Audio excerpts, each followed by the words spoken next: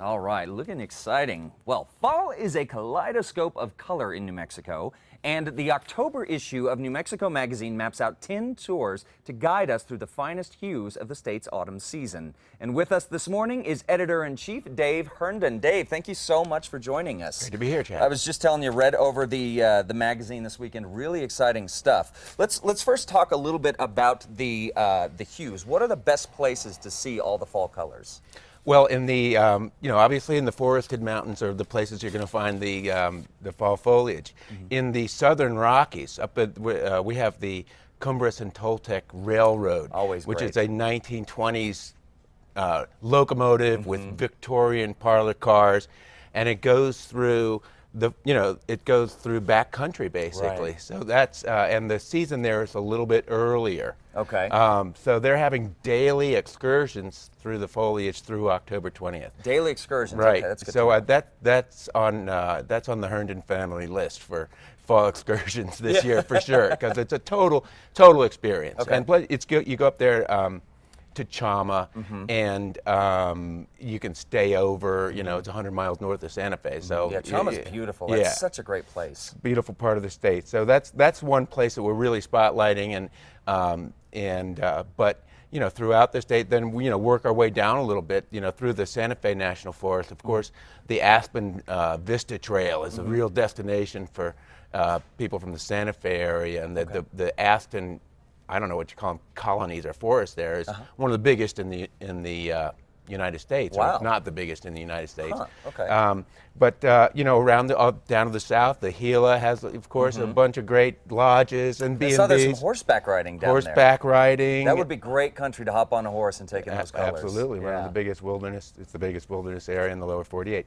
So Cloudcroft, the Montana, Monzano Mountains, Ruidoso, all these places around the state. And we also detail where you can stay and where you can dine. And so it's, make it a total, weekend experience if you want to. Absolutely, absolutely. All right, well, now let's shift just a little bit from foliage to farms. This issue is also featuring agricultural adventures, right? Right. Along the whole Albuquerque-Santa Fe Trail. Right. Let's talk about some of those. Well, we're kind of very lucky here to have agriculture and urban life sort of mixed. Right. It's what a lot of other urban areas in the country are really striving Yeah, for yeah. to create, whereas we have that as a natural asset with the Rio Grande Valley and all the local farming that takes Right. place along there. So, of course, we have several wineries around, and it's just a truism.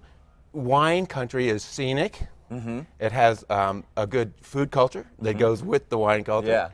It usually has good hospitality and accommodations, because you have sophisticated people doing the food and the wine, Right. For catering to the people that are that come to that. So we have that. We have fantastic. There's a trend in agritourism. We have Los Poblanos here. Yeah, great. And it's a historic property. It's being well preserved and maintained by the family that owns it now, and it's an exemplary for the whole farm to table dining experience. But it's more than that, because it has accommodations.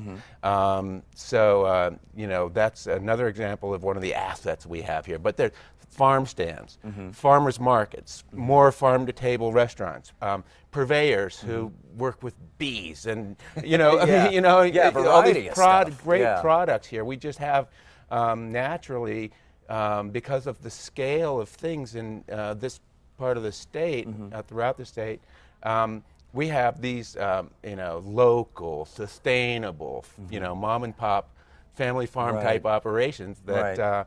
just have an awful lot to offer. Yeah. I found last time I came down here, I nipped into Corrales, because we're recommending that as a place Yeah. to sort of, you could do day trips or even base your balloon fiesta trip there. Yeah. And again, it's a little pocket that feels very rural, but it's surrounded, and you have all the amenities that I was just talking Yeah. about: Yeah, I love wineries, Corrales, yeah. B&Bs, restaurants, shops, Yeah. galleries, etc., Right. bike trails. So you can have this whole sort of agritourism experience without even really leaving, going out of town. Right. You know? Well, Corrales is great. And speaking of Corrales, a former resident there, Santa Fe's very own Anna Gunn, who last night walked away with some gold at the Emmys, very well deserved. She is your mover and shaker of the month. Now, what will readers learn about Anna that they may not already know? For one thing, I didn't know she was from Santa Fe. Right. Which is exciting. She went to Santa Fe, and I know have some friends and colleagues in Santa Fe who went to high school with her, and know her from back in the day, and you know, it's a story where she went to LA to have her career, and of course she's still based there, but it was a real pleasure for her to be able to come back to Santa Fe, bring her kids, to Albuquerque, bring her kids, share with them all the things that are great about this state. Now, the Balloon Fiesta, the Pueblos, the shopping and dining in Santa Fe, all these things, you know, there's this syndrome of people that maybe don't appreciate this place fully until they go away and come back. Exactly. So, and the other sweet part of it, I think, is for all the, dark side of the show, there's a really feel-good atmosphere around the cast and crew,